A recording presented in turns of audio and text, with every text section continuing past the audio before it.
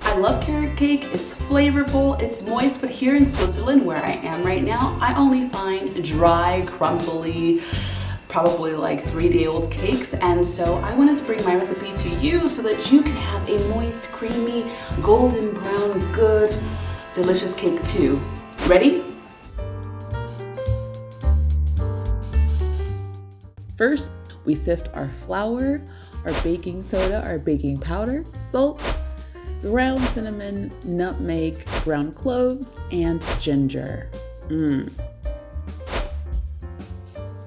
We're gonna take a wooden spoon and just help those ingredients around.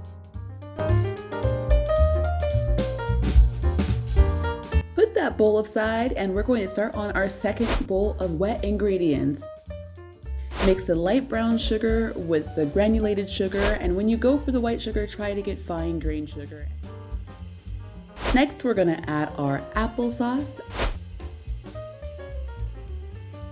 and then our vegetable oil, and we're gonna give all of this a very quick stir. But you're gonna see that you're gonna have a couple of crumbs of brown sugar. Add our eggs. Don't worry if any shells crack in there, just grab it out with a spoon or your fingers. Not bad to get a little messy.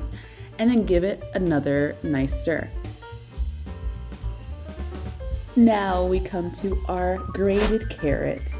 A lot of recipes will call for a really fine grated carrot. That's not my preference, so do your thing.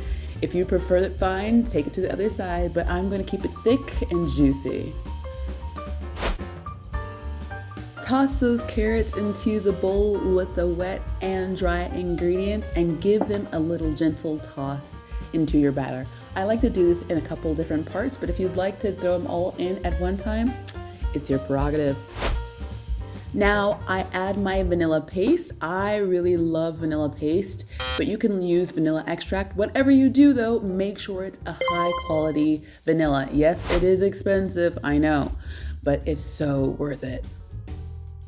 Next, you're gonna reach for those pecans and you're going to make sure that they are nicely crushed, not too thin because you do want some texture.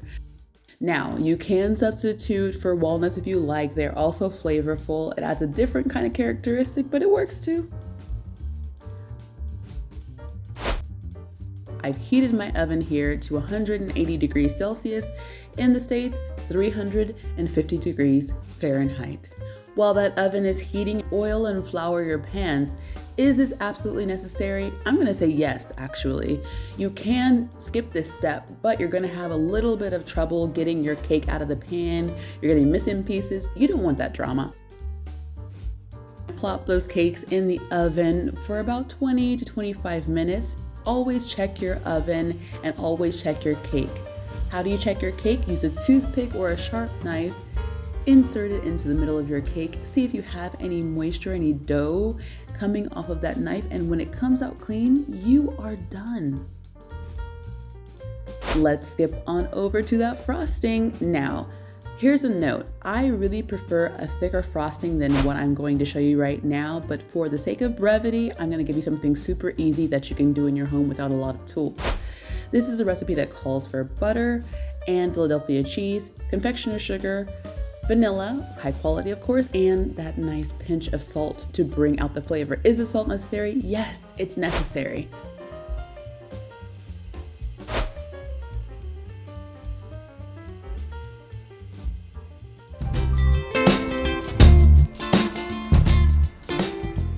It smells so good. You have the cream cheese frosting made with confectioner sugar, cream cheese, a little bit of butter, and vanilla.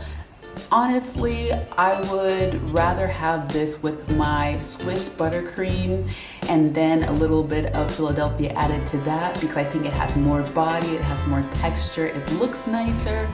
But for the sake of brevity, I keep it short and sweet. And now it's time for a taste test.